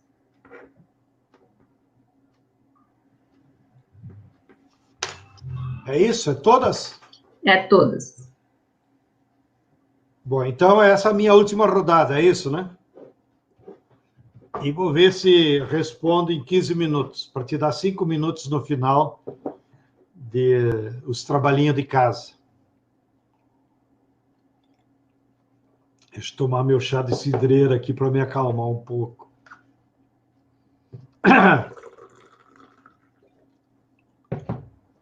Depois, Maria, Paulo e Caetano, vocês me mandem as observações por escrito aí no correio eletrônico.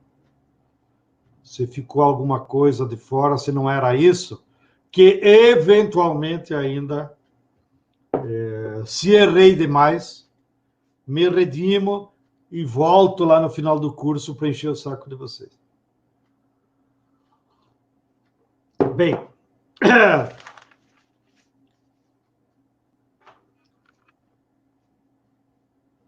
vou responder as perguntinhas aqui mais simples. Depois tinha a questão ambiental que eu deixei para trás, mas eu vou voltar a ela. Bom, primeiro, não é difícil calcular, e nós, lá na Escola Nacional Florestan Fernandes, sobretudo com a turma latina, nós fizemos exercício de preço da terra, renda da terra, taxa de lucro, pegamos os custos de produção do agronegócio. E é evidente que para o agronegócio é mais barato ele comprar 1 litro de veneno, passa, mata tudo, do que contratar 10 trabalhadores para ficar uma semana capinando. Né? Ou é evidente que é melhor para ele botar só soja, do que ele criar sistema consorciado. Por exemplo, soja, feijão, milho. Porque o consórcio de várias variedades diferentes também protege a terra e impede de ter ervas que, teoricamente, seriam daninhas. Por exemplo, você pode plantar na cultura da agroecológica do Sul, estou usando um exemplo nosso, você pode plantar milho e entre uma fileira e outra põe abóbora, girimum, que vocês falam aí no Nordeste. Então, a abóbora conserva o solo, a chuva não causa erosão, e ela também cobre toda a terra, então não nasce ervas. Né? Mas alguém tem que ir lá plantar abóbora, depois alguém tem que colher, não tem máquina para colher abóbora. Então, tu imagina o cara com 10 mil hectares de milho, o cara nem quer saber de abóbora. Né? Então, é mais barato para ele tacar veneno do que contratar mão de obra, ou adotar técnicas de agroecologia. Por isso que nós dizemos também, a agroecologia é mais do que umas técnicas agroecológicas. Ainda que aqui em São Paulo tem grandes propriedades já adotando, porque eles perceberam a idiotice que estavam. Né? Mas a agroecologia é um sistema produtivo fundamentalmente da agricultura familiar, do campesinato, porque ele exige muita mão de obra. Teve, inclusive, no governo Dilma, uns estudiosos aí, nem sei em qual ministério que estavam, que chegaram a calcular. Se nós difundíssemos as técnicas de agroecologia no Brasil, nós poderíamos produzir 5 vezes mais do que atualmente e daríamos trabalho para 16 milhões de trabalhadores que não estão lá na agricultura. Entendeu? Então, nós temos um potencial de mão de obra, de produção agrícola fantástico, mas tem que ser com outro modelo, com o modelo do campesinato, da agricultura familiar, da agroecologia. Tira o veneno. Tá? Bem, então, essa é a explicação para aquela pergunta. Por que não houve reforma agrária no Brasil? Um pouco eu respondi antes. Porque, para haver uma reforma agrária clássica, teria que ter uma burguesia industrial brasileira, nacionalista, voltada para o mercado interno e que se topasse fazer aliança com os camponeses. Essa foi a proposta do Celso Furtado, apresentada para o povo e para a sociedade e para os capitalistas, dia 13 de março de 1964, lá na Central do Brasil. Daí pegamos esse nome generoso para o nosso programa dos movimentos. Esse projeto do Celso Furtado, eu botei no tomo 3 daquela coleção Questão Agrária no Brasil que eu organizei. Então, quem quiser, entre lá na Expressão Popular, compra o livro, vocês vão ver os programas de reforma agrária que tivemos. Então, a burguesia brasileira nunca pensou no Brasil, nunca pensou no mercado interno, nunca pensou na produção de alimentos, nunca viu o sem terra como um cidadão. O sem terra é uma coisa.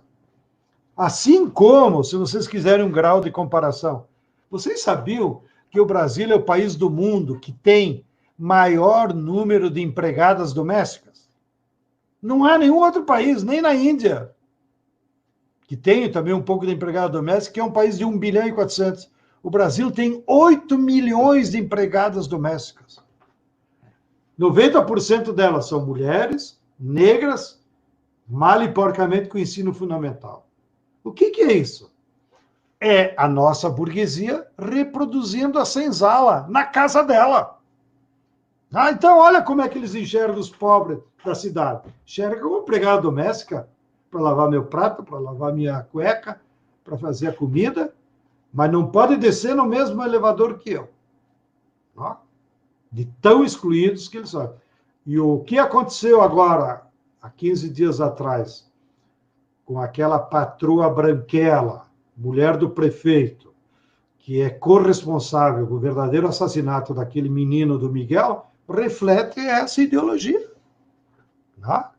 Para eles, pobres é uma coisa, não é um parceiro, não é um... Né? Então, é essa mentalidade que perpassa agora o agronegócio e, por isso, eles não querem fazer reforma agrária. Também, bem pontual, porque depois quero me referir a um tema mais amplo, é isso que você diz dos milhares de trabalhadores que, com a crise do capitalismo, estão nas periferias das nossas cidades.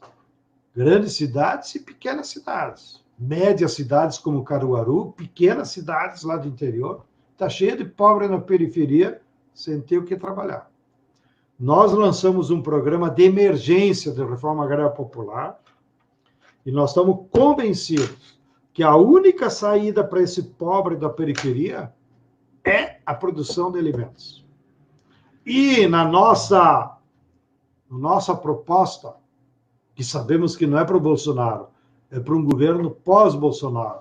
Por isso disse bem o Jaime, primeira tarefa de todos nós, mesmo para a reforma agrária, tirar o Bolsonaro, para poder fazer um novo pacto, um novo governo.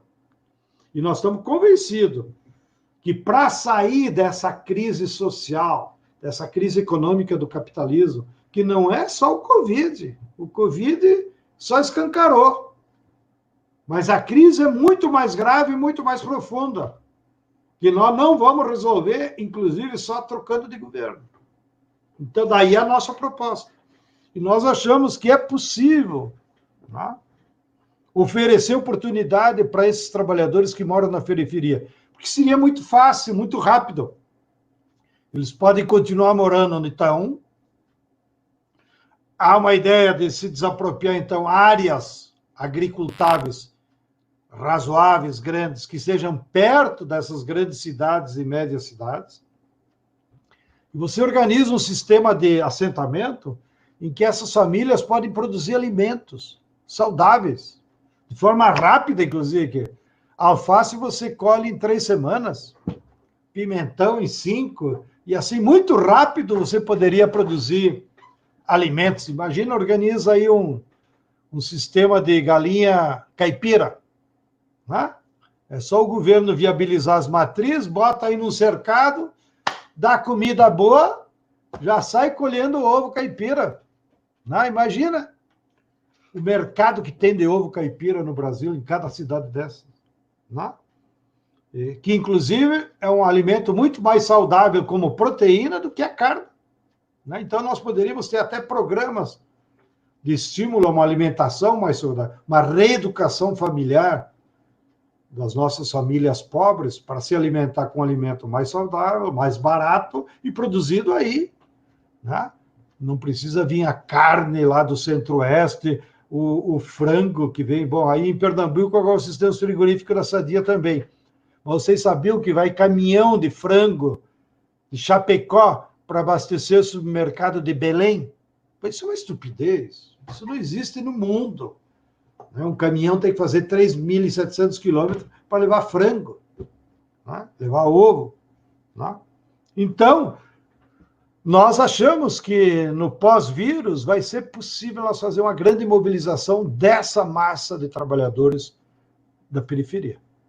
Então, te agradeço a pergunta, mas sugiro que lá nas últimas aulas o Jaime explique para vocês as características dessa proposta de reforma agrária popular de emergência. O que dá para fazer em semanas ou meses?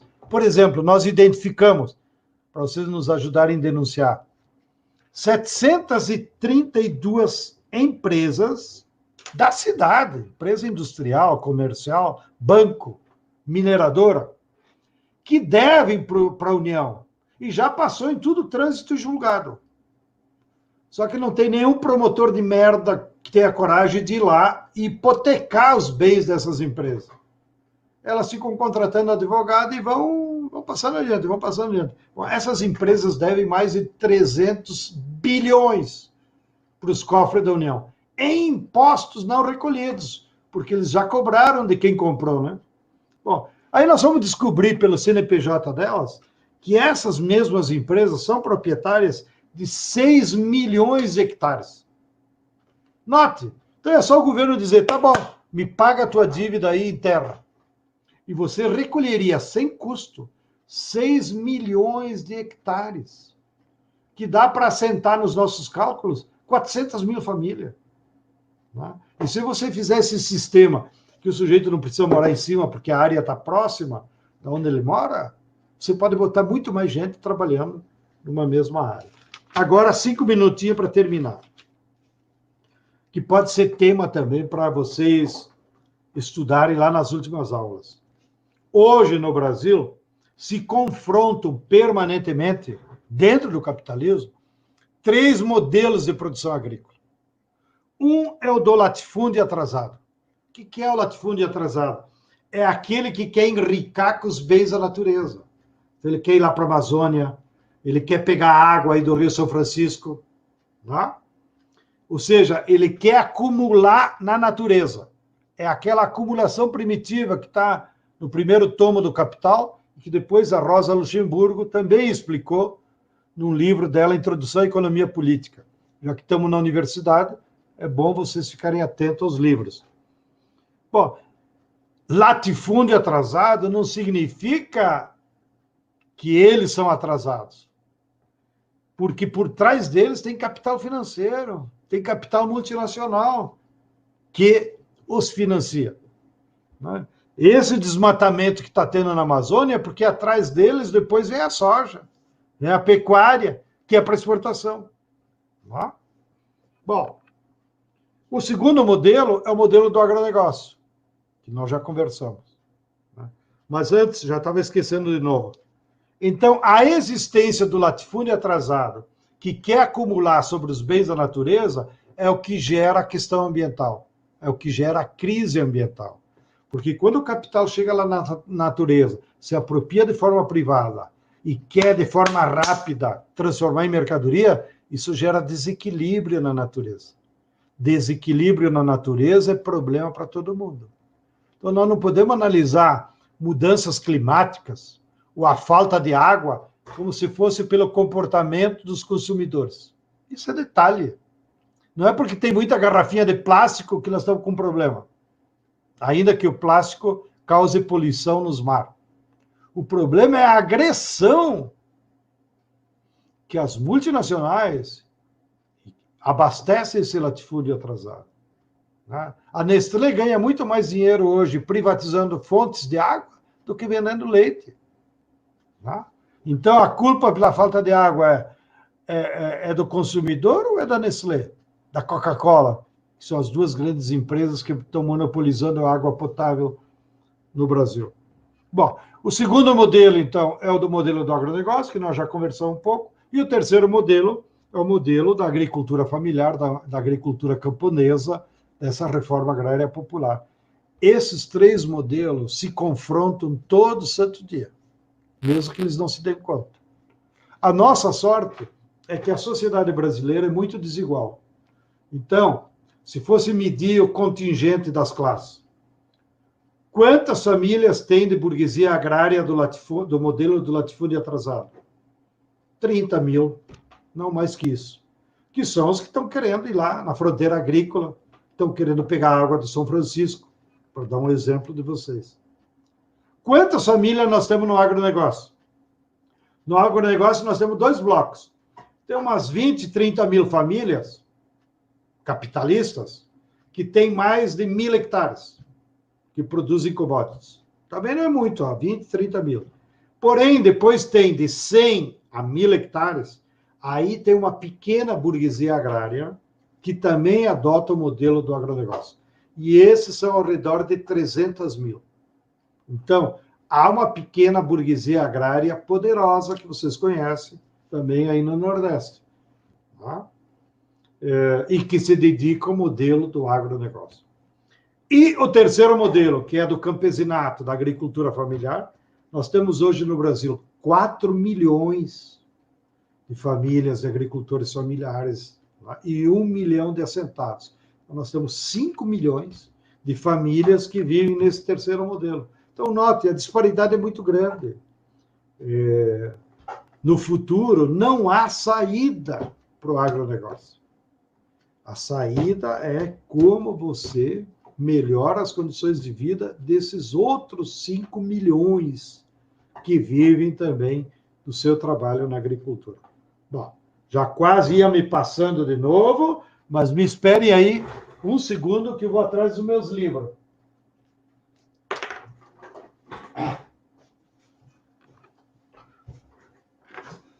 Olhem aqui, pelo menos, como está gravado.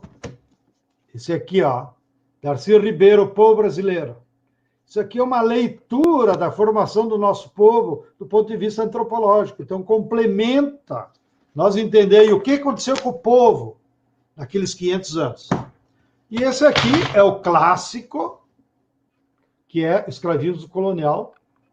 Olha como é uma edição bonita para dar de presente, né, da expressão popular com a Perseu Abramo. E eles fizeram, por ser uma fundação partidária, eles não podem ter lucro.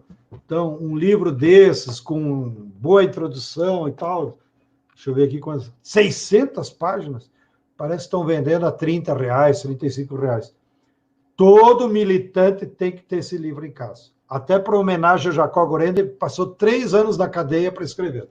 Bom, esse é o meu recado. Grande abraço a cada um de vocês e certamente a gente vai se encontrar em outras aulas, outros cursos, nem que seja daqui uns tempos, lá no Maracanã, para nós botar 80 mil militantes e discutir a Revolução Brasileira. Tchau, Dona Maria, tchau, Paulo, tchau, professor Caetano, tchau, Jaime. Então, muito obrigada, João Pedro, por essa aula. Bastante pessoas aqui no chat agradecendo, dizendo que foi uma boa aula, esclarecedora. Então, muito obrigada por essa aula e vamos te esperar aí no decorrer do curso, nas próximas aulas. Muito obrigada. Gente, Tchau, tchau. então, antes da gente ir encerrando, tem algumas questões mais de encaminhamentos práticos. Teve várias perguntas, várias questões que não foram respondidas, mas a gente vai estar sistematizando, como o próprio João Pedro já colocou, e socializando, enviando para ele, ver uma forma de interação, e também temos o grupo do WhatsApp, que está o link aí no chat já, circulando, então é só clicar, entrar lá, então várias dessas questões a gente vai também conversando no chat, no WhatsApp. Só para lembrar, a lista de assinatura estava circulando, vai continuar circulando até amanhã, né? Como já colocamos aí no chat, amanhã às 15 horas a gente vai ter o curso Paulo Freire nesse mesmo canal, né? A próxima aula, questão agrária no Nordeste, em Pernambuco, vai ser dia 14, né? De 16 horas às 18 horas. Então, de 18 às 20 horas, a composição de classe, o título é Questão Agrária no Nordeste e Pernambuco, Campesinato e Composição de Classe no Campo no Nordeste. De 18 às 20 horas, vai ser com o professor Caetano. Então, vai ser nesse mesmo canal. Qualquer outra orientação a gente vai circulando nos e-mails, no WhatsApp. Então, como a gente teve um número de inscritos muito grande também, alguns e-mails terminou não chegando. Então, usa lá o Zap para sinalizar que não recebeu a confirmação da inscrição e a gente vai interagindo também. Como já falamos, o certificado vai ser pela Universidade Federal do Agreste, Pernambuco. Então, de acordo, a gente for avançando no curso, a gente vai dando mais detalhes sobre isso. Então, encaminhamento, a apostila que o João Pedro falou vai ser disponibilizada nos e-mails, no WhatsApp, a gente vai ver como circular. E reforçando a nossa aula amanhã do curso Paulo Freire, às 15 horas. Então, acho que, no mais, é isso. Agradecer a todos e todas pela participação, pelas perguntas, pela interação. Não desculpar pela alguma pergunta que escapou, mas são as limitações dessa ferramenta. E o tempo também, né? Então, a gente fica à disposição nos grupos e nos e-mails para qualquer esclarecimento, qualquer questionamento. Então, muito obrigada aos coletivos, vários coletivos diversos aí que participou da nossa aula inaugural. E a gente se encontra na terça-feira, às 18 horas, para a nossa segunda aula do curso Questão Agrária e Agroecologia, da turma Pinheiro. Tá bom? Muito obrigada, até o nosso próximo encontro.